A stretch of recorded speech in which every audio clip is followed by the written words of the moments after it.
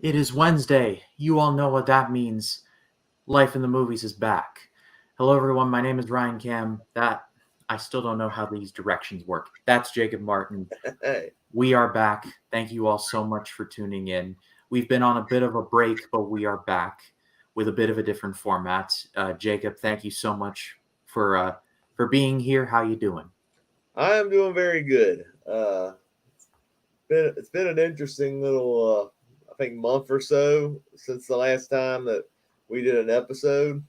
Uh, let's just say I was on a little bit of a burnout from doing the weekly format of the podcast, and I, I'm not gonna lie, I almost wanted to, you know, abandon the podcast, but I felt kind of bad after I messaged you that, and I'm like, you know what, I don't want to burn a bridge.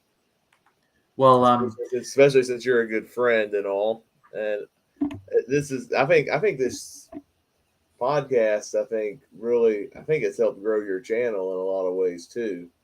and I have not lost that. I have not lost that thought. And like Jacob, you're one of my absolute favorite people in this whole space. So I'm glad that you're here, and I'm glad that we can still do this. But I understand that you got school, you got other things. You've pivoted your content more towards music, which I think is great. So every reason to say let's just cap it there, but we came to an agreement that we'll change the format and we'll keep going. So I Yeah, appreciate you very much. You mean a whole lot to me as a friend. So and I mean that from the bottom of my heart. So I appreciate it. yeah, and I'm excited to see, I guess, where this is gonna go. You were the one who made this suggestion on what movie we're gonna talk about too, and Yeah. this is one I'd never heard of, so I'm excited to talk So about this movie. so just as a bit of a heads up going forward, the format of this podcast is going to be live once a month. We're going to no longer be doing once a week. Jacob and I are going to pick a movie, we're going to watch it, and then we'll meet at a time during the month and we're going to basically review it together. And they'll keep things fresh. We can like switch in between genres. We don't have to confine ourselves to like an era or a decade. We can just find one and say that looks interesting. Let's just see what happens. And I was the first one to choose the movie for tonight, and I chose The Descent from 2006. But before we get into that, we are live. The live chat is open, and we've already got comments.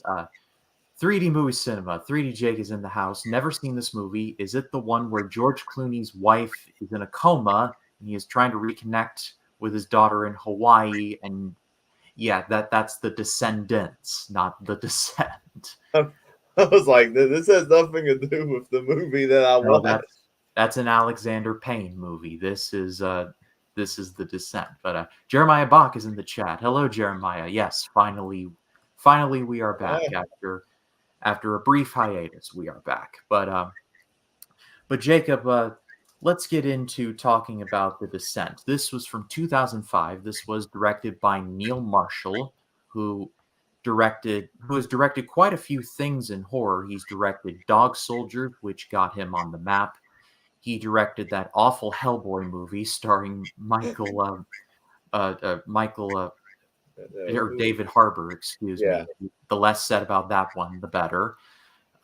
He's directed a couple episodes of Westworld, a couple episodes of Hannibal, so he's been around and he's done quite a few things. And just reading the brief synopsis of The Descent, a caving expedition goes horribly wrong as the explorers become trapped and ultimately pursued by a strange breed of predators. So that's why this lower third makes a lot more sense when you realize this is about caves. And, well, yeah, it makes you really afraid of caves. But since this was my choice, I want to hear, Jacob, what you had to think about The Descent. So what did you think? yeah. Well, first off, Ryan, thank you for choosing this movie. It's one I'd never heard of. I didn't know what I was getting into. I just knew it involved a cave, and that was about it. This movie surprised me in a lot of ways. I'm going in. I just thought it'd be this kind of average movie of these characters getting trapped in a cave and struggling to survive. I'm like, okay, kind of been there, done that. It's been similar type movies like this, but it could be good. I didn't know about the other part of this movie. The other part where there's these creatures hidden in the far depths of the cave. That was a big surprise to me. Pretty much when we got to that part, I'm like, it Yeah, went it from happens about 20, 30 minutes in, and from that point on, like, I was hooked. Because the start of the movie opens with the main character, and her name is Sarah, played by Shauna McDonald. She and a couple of her friends are whitewater rafting, and there's a very bad accident. She loses her husband and her daughter in the same day. It's a very disturbing incident, and just to kind of and fast forward a couple of years later, the friends reunite and they're like, let's go spelunking. What's the worst that can happen? And so this leading up to the creatures, there's very much a whole thing of these people are getting together. They're not exactly like, stuff has happened, let's just say. And so that part I liked, but like once we got into the golem like creatures, because these things look like Gollum to me, Jacob. I don't know about you, but they kind of look yeah, like they Gollum. definitely did. They definitely look like Gollum. And even like when you learn about what the creatures are, they're these creatures that have dwelt in there for years and they feed off people. They can't see, but they can hear very well. And they can scent people just on sound. I'm like, oh, these are some real scary creatures. And I like the practical effects of these creatures too was really cool. And it got real gory in place. And I was going, oh, I'm on the edge of my seat when we got Yeah, all that stuff. there's a great scene where Sarah is like in this like lake of blood almost, and she like pokes her head out like Martin Sheen in Apocalypse Now, and I'm like, wow, that first of all, yeah, that looks practical, and second of all, that just looks like something you would just never want to like stick your head in or out of. Yeah, it is very crazy. And there were some parts of the movie that I was startled by. Like there was this really good jump scare. There were these characters that were walking down the corridor and it's all quiet, and then you have creature coming up in the background. It's like, whoa! And I was like, oh, that got me real good. I'm not gonna lie. Yeah, the jump scares, they are present, and I know for some that that is going to be acquired taste, but these are some pretty like scary jump scares. There's one where one of the climbers is dragged away, and I'm like, there has never been a more effective like there's never been a more effective like dragging somebody away scene than maybe that scene in Spider-Man 2 where Doc Ock like drags that one girl away and you see her fingernails being Oh dragged away. yeah, yeah. I thought it was very tightly contained too, very well paced. Especially once they get in the cave, it's all like you don't know what's going to happen next. Especially when stuff really starts to get down, characters get killed off one by one, and like, is anybody going to make it out okay? That was the thing I was curious about this movie because it could go either way. Like, is one of them going to make it out, or is everybody going to die at the end? I was actually quite fascinated by how the movie was going to play out. Yeah, I did a little bit of research. Neil Marshall, in an interview, described the creatures as cavemen who have stayed underground for thousands of years, and they have adapted to the darkness and to the craggy the craggy caves, so they can climb, they can see in the dark, and just you can just tell right away that these poor women are just they're like in like the must lose situation. Yeah, I think I read because I looked up the the Wikipedia page where it was even kind of a subversion to where the cast of characters were predominantly women. That usually you don't expect that in a horror movie like this, but I felt like he did a good job at like setting up the personalities of his characters and how they would react in these situations and how you would place people that you wouldn't necessarily see in a situation like this and how they would uh, you know play out that situation and how they would have to adapt to survive. And I thought that aspect was done very well. I thought. Is the movie on Disney Channel with all the Disney villain kids? Oh No, no, that's Descendants. that This is the movie that movie is horrible. By the way, Oh, you've seen it? I've seen the Disney Channel movie. It's one of the worst movies they've put out, Oh, wow. and two is not much better. Well, let's get back to The Descent.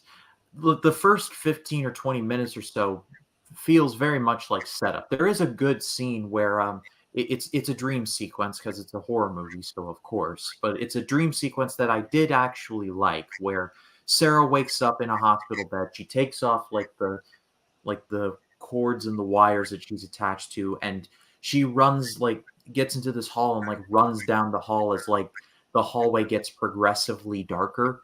And it was symbolic, it was blatantly symbolic that she has darkness that she is trying to run from.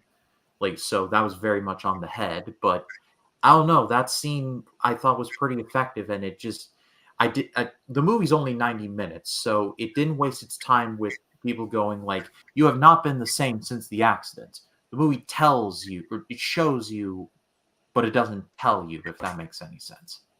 Yeah, there was another dream sequence in the film that kind of got me too. That one was a good sequence as well. It But she was has the another birthday dream cake sequence. one, right?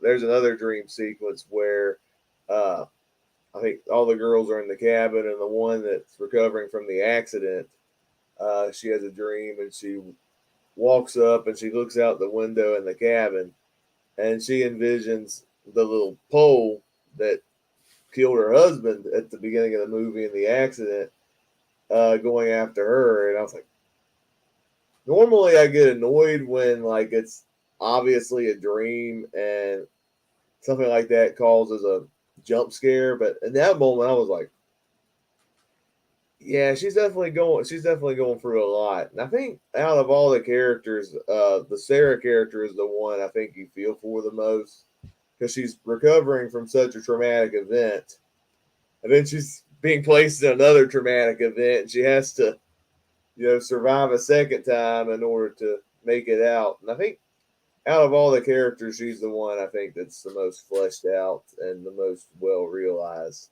Yeah, interesting thing is that the movie takes place, like, the events of the movie start a year after, or the main core of the movie starts a year after the accident. And so their idea of like getting away from it is spelunking.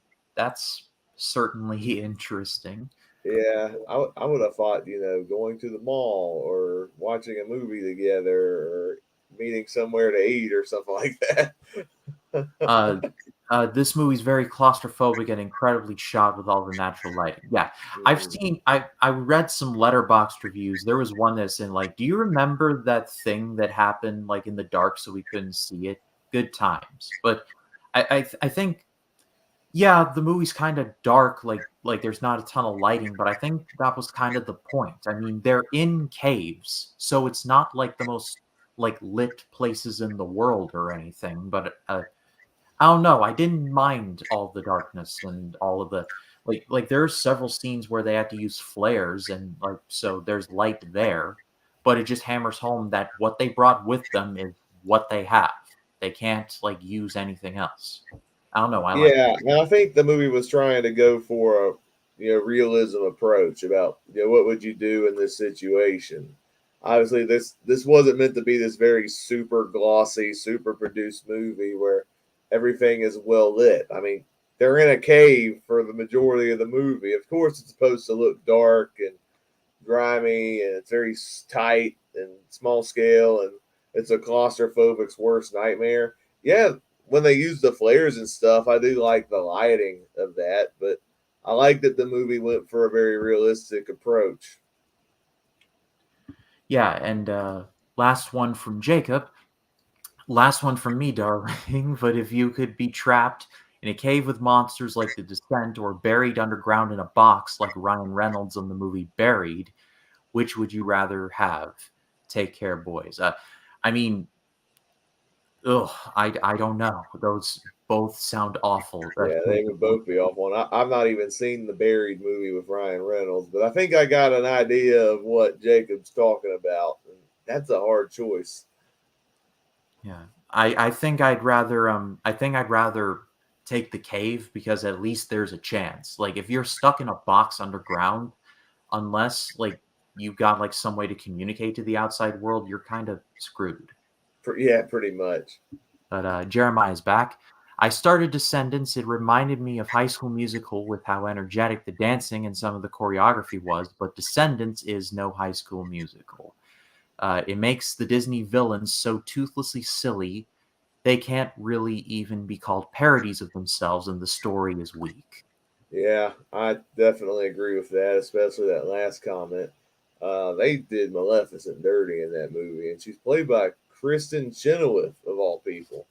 Really, she's like really talented too. Yeah, and then what's sad, Jeremiah made the comparison, of High School Musical. It's from the same director as High School Musical, if I'm not mistaken, Kenny Ortega. Very Yeah, talented director, especially choreographer, but not even he could save this movie. And yeah, it's not good. Not good. but in terms of like box office receipts, the movie made $57 million on about a 3 million UK pound budget. This was a UK movie, so that was a very nice, healthy chunk of money right there. And it spawned a sequel called The Descent Part Two, which I've heard nothing but bad things about. Yeah, But yeah, it's usually the tradition. Most horror sequels tend to suck. well, some of the Nightmare on Elm Street sequels are not that bad, but we'll cross that bridge one day, maybe eventually. But to kind of bring it all home, like final thoughts, Jacob, on The Descent. What did you think? Um, I mean, I thought it was a solid movie. Like, I didn't love the film. I did have some issues with it. I think it took a while for the movie to get where it needed to. I wasn't crazy on most of the characters. I didn't really have much of a connection with them aside from maybe the main character. Uh, there's one character who really annoyed me, and the character's name stands out because it's the name of another movie. The character Juno. That character I could not stand in the slightest because she's obviously like the rebellious one, and she had like this selfish motivation for the characters to be in the cave. And I think because that seemed like a very weird, ridiculous way to help somebody out after such a traumatic event. Oh, let's go into this cave just for the fun of it. Uh, should have known the risks of something like that. That's a weird way to do it. And I don't know. That character really annoyed me. Very clueless. Like she picked a cave that nobody's explored because I want to be the one to claim it. And I think she left like her survival. She left like the guidebook in the car out of stupidity. And there's another decision she makes at the end. Near the end, I was like, I think you try to feel sympathetic for an accidental decision she makes, and I'm trying not to spoil what happens. And I think they try to make you feel bad for her. I'm like, I don't think it's earned what they try to do with the character, and yeah, that I think that kind of took me out of it a little bit. I mentioned the jump scares earlier. They have some really bad fake jump scares at the beginning of the movie, and some of them it's before they go into the cave. They even have a couple in there, and I'm like, that's like bottom of the barrel cheap. But like I said, the movie really gets better once it gets in. They get into the cave, and then once you realize the kind of movie that it is, with the creatures in the cave, where it really embraces the fact that it is a horror movie, and I enjoyed it overall. I even liked the ending of the film I thought was pretty good too. Uh, I think a really good movie as a whole. Out of 1 to 5, what would you give it? 3.5. I wouldn't say it's a masterpiece movie or anything. It's not one I'm going to go back to, but for a one-time watch, I thought the film was very effective, and there are some disturbing stuff in this movie that I won't forget anytime soon. Kind of similar to how I felt when we watched Jeepers Creepers when we did that watch along at one time. All right, well, I will go 3.5 as well. I thought that this movie's not perfect. There's definitely some not so good like aspects, but really the effective moments, I think, like for me, the positives outweigh the negatives. And I think this is I think this is a movie that, like I said, I think should be seen at the very least once. I think it's pretty well done, all things considered. But pass it off to all of you watching in the live chat. Have you seen this movie? Let us know in the live chat, or if you're watching the replay in the comments, we'd love to read what you have to say. And I'm looking forward to where this new format is going to go, because there's a whole lot of movies out there, and Jacob and I can like go from like one genre to another to like one that's completely different. I'm looking forward to doing that. So Jacob, I do appreciate you very much. One last one from Jeremiah. Is the movie where some women become strippers after escaping from the captivity of a resurrected 16th century Romanian vampire king who wants to use them to extend his life on Earth in the present? No, that's Vampire Strippers. I haven't seen it yet, but no doubt it's brilliant. That's an actual movie. Oh my gosh, that sounds like some. That sounds like some garbage movie that you find on Tubi. But as for next month goes, the ball is in Jacob's court, so it is up to him to pick what we watch to review for next month. And I don't know, Jacob, if you have a pick already or if you have to look, but I look forward to what you have to choose. Yeah. I hadn't picked it yet, but when I pick it, you'll be the first to know. I'm sure I will. But Jacob, where can the people find you? Well, they can find me on Letterboxd, Twitter, and Facebook, and you can, of course, subscribe to my YouTube channel. Uh, I do occasional movie reviews. I do more music discussions, and even karaoke videos called Jake Sings for the fun of it. Coming on the channel this week, I have my Celebrating Disney review of the Apple Dumpling Gang that will premiere this week. And then this Saturday on my channel at, I think it's going to be about 9 p.m. Eastern Time, I'll be doing my review of Creedence Clearwater Revival's album, Willie and the Poor Boys, which will also have Jason the Old Millennial, Scott from Scrap Dog Scott's channel, and Nick from Townsend 505. You're a fan of CCR, you'll definitely want to be a part of that. In the car yesterday, I was listening to the song "As Long as I Can See the Light" by Creed. Yeah. I love that song to death. That's not on the Poor Boys album. That's on their next album, which we'll review eventually, Cosmo's Factory.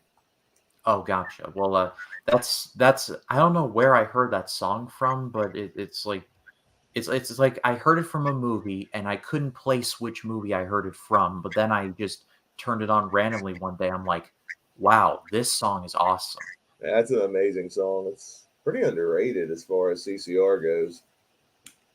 It's kind of inspirational, the message too. Like the dude just says he's going to keep going as long as he sees the light at the end of the tunnel. Like I love that. I love the spirit of that.